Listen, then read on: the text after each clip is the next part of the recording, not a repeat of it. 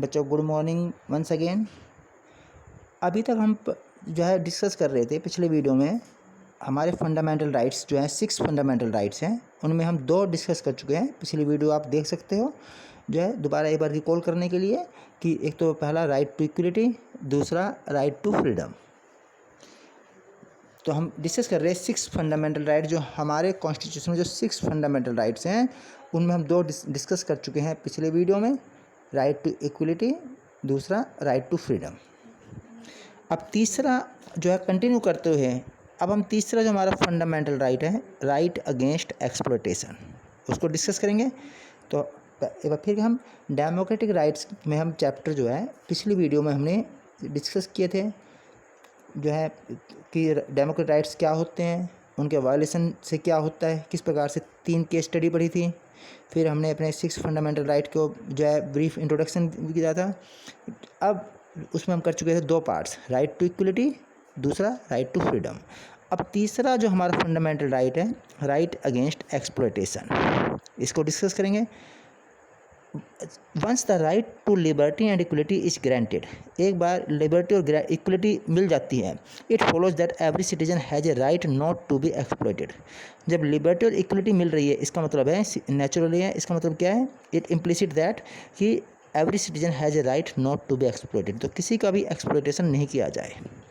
तो हमारे कॉन्स्टिट्यूशन में 3 पर्टिकुलर इवल्स बता रखी हैं जो कि राइट अगेंस्ट एक्सप्लॉयटेशन में आती हैं। सबसे पहला तो है जो है फिर बता रहा हूँ, the constitution mentions 3 specific evils and declares these illegal, जो राइट अगेंस्ट एक्सप्लॉयटेशन में आती हैं। सबसे पहला तो first, the constitution prohibits traffic in human beings, तो कॉन्स्टिट्यूशन जो है रोकता है ट्रैफिकिंग इन ह्यूमन बींग्स, यानी sale and purchase of human beings.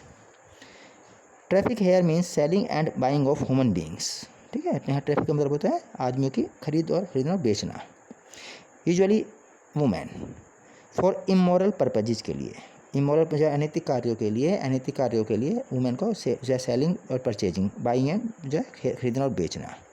Second, our constitution also prohibits forced labour और बेगार इन एनी फॉर्म, तो दूसरा हमारा कॉन्स्टिट्यूशन जो है रोकता है, प्रोहिबिट करता है फोर्स्ड लेबर को या बेगार को। बेगार मीन्स वर्क विदाउट पेमेंट। बेगार is a practice where the worker is forced to render service to the master free of charge और एट ए नॉमिनल रिम्यूनरेशन, तो बहुत कम मामूली वेजेज पर या बिना किसी वेज के मालिक के लिए जो है नौकर काम करता है तो होगा बेगार। Finally the constitution also prohibits child labour, तो आखिर में कॉन्स्टिट्यूशन जो है वो रोकता है चाइल्ड लेबर को। No one can employ a child, कोई भी आदमी किसी बच्चे को एम्प्लॉयमेंट नहीं दे सकता है जो कि below the age of 14 to work in any factory और माइन और in any other hazardous work such as railways and ports, तो किसी खतरनाक काम में जैसे क्रैकर्स के काम हो गया, पटाखे बनाने काम हो गया, केमिकल इंडस्ट्रीज में हो गया, तो किसी भी ऐसे काम में 14 ईयर्स से बिलो एज के बच्चे को काम पे नहीं लगाया जा सकता है। जो ये कॉन्स्टिट्यूशन ने प्रोहिबिट कर रखा किसके अंडर में, चाइल्ड लेबर के अंडर में। Child labour is banned by the constitution. अगला हमारा टॉपिक आता है right to freedom of religion. तो हमारे देश में हम कोई भी रिलीजन को we can accept, we can choose any religion of our choice.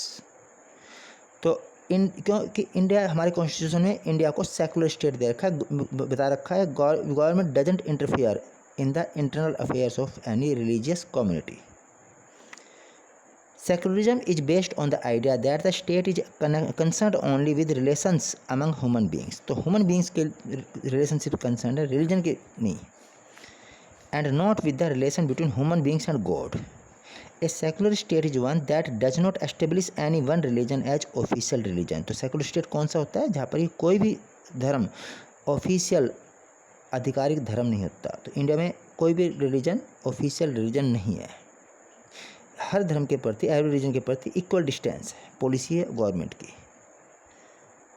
इसके बाद every person has a right to profess, practice and propagate the religion he और सी बिलीव्स इन, तो कोई भी आदमी को जो है ये फ्रीडम है कि वो किसी भी धर्म को प्रोफेस करे, माने, प्रैक्टिस करे और बढ़ावा दे उस रिलीजन को।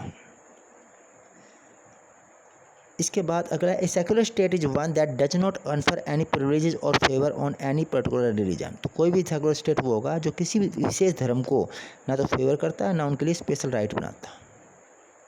There shall be no religious instruction in the government educational institutions. तो there shall be no religious instruction, तो गवर्नमेंट के जितने भी एजुकेशन इंस्टीट्यूशंस हैं, जितने भी गवर्नमेंट स्कूल्स हैं, गवर्नमेंट कॉलेजेस हैं, गवर्नमेंट जो इंस्टीट्यूशंस हैं, वहाँ पर जो एजुकेशन दी जाती है, तो वहाँ पर एजुकेशन दी जाती है, कोई रिलीजियस इंस्ट्रक्शन, रिलीजियस एजुकेशन किसी तरह की नहीं दी जाती। तो ये तो हमारा right to freedom of religion. अगला हमारा है कल्चरल एंड एजुकेशनल राइट्स। तो सबसे पहली बात है, जब मेजोरिटी किसी कंट्री में, एक तो मेजोरिटी कम्युनिटी रहती है, एक माइनॉरिटी कम्युनिटी रहती है। तो मेजोरिटी कम्युनिटी के सामने जो माइनॉरिटी जो कम्युनिटी होती है, उसकी लैंग्वेज, कल्चर एंड रिलीजन, जो है रिलीजन होता है, दैट नीड्स स्पेशल प्रोटेक्शन। अगर जो उनका स्पेशल प्रोटेक्शन की जरूरत नहीं होगी, तो अगर नीड नहीं होगी, तो otherwise they may get neglected और undermined under the impact of the language, religion and culture of the majority. तो मेजोरिटी के सामने माइनॉरिटी के कल्चर, माइनॉरिटी की लैंग्वेज और रिलीजन को प्रोटेक्ट करने के लिए कल्चरल एंड एजुकेशनल राइट्स बनाया गया है।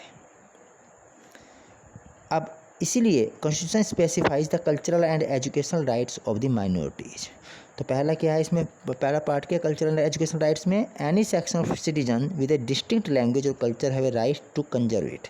तो कोई भी सिटीजन, कोई भी सेक्शन है, कोई भी वर्ग है, कोई भी ग्रुप है सिटीजन्स का, जिसकी डिस्टिंक्ट खास विशेष लैंग्वेज है या कल्चर है, वो अपने उसका राइट है कि उसको कंजर्व कर सके। जो जैनिज्म है, बुद्धिज्म है, तो ये इनको राइट है कि अपने जो रिलीजन को प्रोटेक्ट कर सकें, कंजर्व कर सकें। सेकेंड है admission to any educational institutions maintained by government और receiving government aid can not be denied to any citizen on the ground of religion और लैंग्वेज। तो धर्म के, रिलीजन या लैंग्वेज के बेस पर किसी भी को भी एडमिशन से डिनाइड नहीं किया जा सकता, डिप्राइव नहीं किया जा सकता गवर्नमेंट एजुकेशनल इंस्टीट्यूशन या गवर्नमेंट एडिड एजुकेशनल इंस्टीट्यूशंस। तो जितने भी गवर्नमेंट स्कूल्स होते हैं, गवर्नमेंट एजुकेशन इंस्टीट्यूशंस होते हैं, स्कूल हो गए, कॉलेजेस हो गए, चाहे वो डायरेक्ट अंडर कंट्रोल गवर्नमेंट के हों या गवर्नमेंट से ऐड प्राप्त करते हो, ऐड मीन्स हेल्प, गवर्नमेंट से हेल्प प्राप्त करते हो, ऐसे स्कूल कॉलेज में किसी को भी रिलीजन या लैंग्वेज के बेस पर एडमिशन देने से मना नहीं किया जा सकता, चाहे वो किसी कम्युनिटी का हो, चाहे माइनॉरिटी हो चाहे मेजॉरिटी हो, इरिस्पेक्टिव ऑफ माइनॉरिटी और मेजॉरिटी कम्युनिटी। तीसरा, all minorities have the right to establish and administer educational institutions of their choice. तो हर एक जो जितने माइनॉरिटीज़ हैं, उनका राइट है कि वे अपने सेटअप करें, एस्टेब्लिश करें educational institutions of their choice. तो इसलिए जैसे आपने देखा होगा कहीं स्कूल है, खालसा कॉलेज हो गए, जैन स्कूल हो गया, या दूसरा जो है सेंट मैरी स्कूल हो गए, तो क्रिश्चियन मिशनरीज, तो हर कुछ रिलीजन के लोग जो है अपने एजुकेशन इंस्टीट्यूशन को सेटअप कर सकते हैं। ये था हमारा जो है right, cultural and educational rights. अब सबसे इम्पोर्टेंट जो है राइट जो है इन राइट्स को जो है वो है राइट टू कॉन्स्टिट्यूशनल रेमेडीज। इसीलिए इसका हेडिंग दिया गया है how can we secure these rights. तो जितने भी 5 राइट्स हैं, राइट टू इक्वलिटी हो गया, राइट टू फ्रीडम हो गया, right to freedom of religion हो गया, राइट अगेंस्ट एक्सप्लॉयटेशन हो गया, कल्चरल एंड एजुकेशनल राइट्स हो गया, ये 5 राइट्स जो हैं फंडामेंटल राइट्स, ये जो है इस एक कॉन्स्टिट्यूशनल जो राइट है, राइट टू कॉन्स्टिट्यूशनल रेमेडीज, इसके द्वारा हम यदि कोई वायलेट कर रहा है तो हम इसको इन राइट्स को प्राप्त कर सकते हैं। तो if rights are like guarantees they are of no use if there is no one to honour them. The fundamental rights in the constitution are important because they are enforceable. तो important इसलिए क्यों fundamental right में, क्योंकि enforce किए जा सकते हैं। यदि कोई हमारे छीन रहा है तो कोर्ट उसको ज़बरदस्ती जो है वापस दिला सकता है। हम कोर्ट में, यदि कोई हमारे फंडामेंटल राइट छीन रहा है तो हम कोर्ट में जाकर अपील कर सकते हैं, तो कोर्ट हमारे उन फंडामेंटल राइट को जो छीन रहा है उसको डिनाई कर सकते हैं, उनको जो है पनिशमेंट दे सकते हैं, इसलिए एनफोर्सेबल है ये। We have a right to seek the enforcement of the above mentioned rights, this is called the right to constitutional remedies. तो हमारे किसी भी फंडामेंटल राइट को एक्सप्लॉयटेशन किया जा रहा है, किसी भी फंडामेंटल राइट को जो हमारे वायलेट किया जा रहा है, तो हम कोर्ट से कहकर ज़बरदस्ती हम अपना जो राइट ले सकते हैं, इसलिए इसको कहा गया enforceable. This itself is a fundamental right. तो ये राइट टू कॉन्स्टिट्यूशनल रेमेडीज एक फंडामेंटल राइट है। यह rights make other rights effective. तो इसी राइट के द्वारा दूसरे राइट्स इफेक्टिव हो सकते हैं, यानी दूसरे राइट प्राप्त किए जा सकते हैं इसी राइट के द्वारा। It is possible that sometimes our rights may be violated by fellow citizens, private bodies और बाय द गवर्नमेंट, है ना। कोई भी हमारे गवर्नमेंट हो, कभी राइट छीन लेते, कोई साथ दूसरा आदमी छीन लेता है हमारे फंडामेंटल राइट का, जैसे राइट टू फ्रीडम हो गया, किसी को अरेस्ट कर लिया बिना किसी रीजन के, या कहीं भेदभाव कर रहा है, डिस्क्रिमिनेशन कर रहे हैं, तो उस समय when any of our rights are violated we can seek remedy through courts, तो कोर्ट में जाके हम इनको प्राप्त कर सकते हैं। If it is a fundamental right we can directly approach the Supreme Court और the High Court of state. यदि कोई हमारे फंडामेंटल राइट को जो डिनाई कर रहा है, डिप्रीव कर रहा है हमें, तो हम सुप्रीम कोर्ट या हाई कोर्ट में केस डाल सकते हैं। इसी कारण से डॉक्टर अम्बेडकर ने, जो डॉक्टर अम्बेडकर साहब हैं, उन्होंने क्या कहा था, right to constitutional remedies as the heart and soul of our constitution. तो हमारे जो कॉन्स्टिट्यूशन है उसके दिल और आत्मा जो है वो राइट टू कॉन्स्टिट्यूशनल रेमेडीज है। अब इसके बाद नेक्स्ट है, अगला हमारा जो है पॉइंट है, in case of any violation of fundamental right the aggrieved person can go to court for remedy. तो कोई भी आदमी है यदि उसके फंडामेंटल राइट का वायलेशन हो रहा है तो वो कोर्ट में जाकर उसका रेमेडी यानी उसका उपचार प्राप्त कर सकता है।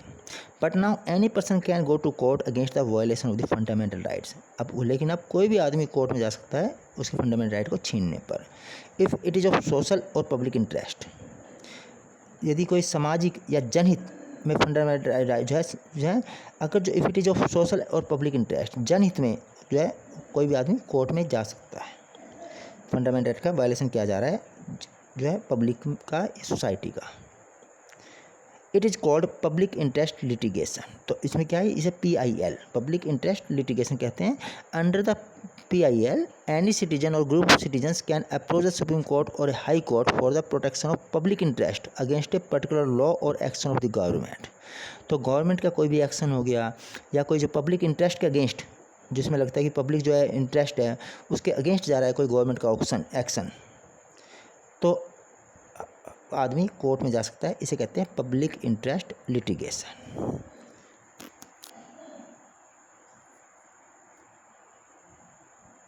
अगला है एक्सपेंडिंग स्कोप ऑफ राइट्स, यानी एक्सपेंडिंग एक्सपेंशन, राइट्स एक्सपेंड हो रहे हैं। जो हमारे राइट्स हैं वो स्टेटिक्स नहीं है, वे डायनेमिक है, लगातार चेंज होते, लगातार इम्प्रूवमेंट होता रहता है, और अधिक राइट मिल रहे हैं। जैसे राइट टू एजुकेशन है, राइट टू फूड है, राइट टू प्राइवेसी है। तो ये कह रहे हैं कि fundamental rights are the source of all rights, our constitution and law offers a wider range of rights. तो जो फंडामेंटल राइट्स तो हैं वे सभी सोर्स हैं, सभी राइट्स के सोर्स है फंडामेंटल राइट्स, यानी सभी जो राइट्स डिराइव्ड हुए हैं फंडामेंटल राइट्स से। तो हमारे कॉन्स्टिट्यूशन ने और लॉ ने कई सारे राइट हमें दे रखे हैं। तो साल दर साल the scope of rights has expanded. तो इस राइट जो इसको राइट्स है जो इसको उनका एरिया एक्सपेंड हुआ है, कई डायमेंशन में राइट्स हमें प्राप्त हो रहे हैं। Sometime its leads to expansion in the legal rights that the citizen can enjoy, कुछ हमें लीगल राइट मिले हुए हैं। Court give judgment to expand the scope of rights, कभी कोर्ट भी देते हैं जो डिसीजन जो कि हमारे जो एक्सपेंड करते हैं राइट को, जैसे राइट टू जो है ये अभी राइट टू प्राइवेसी आ गया था। Certain rights like right to freedom of press, right to information and right to education are derived from the fundamental rights. तो कुछ राइट्स जो कि right to freedom of press है, RTI हो गया, RTE राइट टू एजुकेशन हो गया, right to food हो गया, ये सारे राइट किससे प्राप्त हुए हैं, फंडामेंटल राइट से प्राप्त हुए हैं। Now school education has become a right for Indian citizens. तो अब स्कूल एजुकेशन जो राइट बन चुका है इंडियन सिटीजन्स का। Government are responsible for providing free and compulsory education to all children up to the age of 14 year. तो 14 years तक के बच्चों को फ्री और कंपलसरी एजुकेशन देना ये गवर्नमेंट की रिस्पॉन्सिबिलिटी है, कंपलसरी है ये। Parliament has enacted a law giving the right to information to the citizens. तो इसी प्रकार से पार्लियामेंट ने कानून बनाया है कि जिसमें कि हर सिटीजन को जो कि गवर्नमेंट रिलेटेड जो एक्टिविटी हैं उसकी इन्फॉर्मेशन देनी पड़ेगी। अब आगे है constitution provides many more rights which may not be fundamental rights. Constitution ने कई और राइट दे रखे हैं जो कि फंडामेंटल राइट नहीं हो सकते, जैसे राइट नहीं हो सकते हुए ना और भी राइट इंपॉर्टेंट हैं, जैसे कि for example the right to property is not a fundamental right. तो हमारा जो प्रॉपर्टी का राइट जो है ये हमारी प्रॉपर्टी है, उस पर हमारा राइट है। हालांकि फंडामेंटल राइट पहले था लेकिन अब ये फंडामेंटल राइट नहीं रहा, अब ये क्या हो गया, कॉन्स्टिट्यूशनल राइट बन गया। Right to vote in election is an important constitutional right. ऐसे हमें कॉन्स्टिट्यूशन ने एक और राइट दे रखा है जो कि it is not know less important right, यह राइट टू वोट। अब आगे नेक्स्ट हमारा आता है टॉपिक, साउथ अफ्रीका में लोग किस प्रकार के राइट्स एंजॉय करते हैं। तो the constitution of south Africa guarantees it's citizens several kind of new rights. तो कॉन्स्टिट्यूशन ने जो क्या क्या राइट दे रखे हैं सिटीजन्स को साउथ अफ्रीका के, डिस्कस करते हैं। राइट टू प्राइवेसी, तो पहला राइट क्या, राइट टू प्राइवेसी, कि सो दैट सिटीजन्स और their homes can not B searched, their phones can not B tapped, there communication can not B opened. तो पहला राइट टू प्राइवेसी, निजिता, यानी जो निजी जीवन है, जो प्राइवेट लाइफ है, उसमें गवर्नमेंट जो इंटरफेयर नहीं कर सकती। किस प्रकार से, पहला कि सिटीजन्स और their homes can not B searched, तो सिटीजन्स के जो है या सिटीजन्स की तलाशी, सिटीजन या उनके घरों की तलाशी नहीं ली जा सकती, उनके फ़ोन टैप नहीं किए जा सकते, उनके फ़ोन रिकॉर्ड नहीं किया जा सकते, उनका कम्युनिकेशन ओपन नहीं किया जा सकता। ये राइट टू प्राइवेसी में। दूसरा, right to an environment that is not harmful to their health और वेलबींग। तो दूसरा, क्लीन एनवायरनमेंट, ये उनका राइट है, तो हम कह सकते हैं क्लीन एंड ग्रीन एनवायरनमेंट। तीसरा, right to have access to adequate housing, तो घर की प्रॉब्लम, तो जो है अगर जो है गवर्नमेंट की रिस्पॉन्सिबिलिटी है कि ये साउथ अफ्रीका के लोगों का राइट है कि उनके पास रेंज हो, कि एडुकेट हाउसिंग हो, पर्याप्त मात्रा में घर की फैसिलिटी हो उनके पास, एसेस हो, यानी उनकी रीच में हो।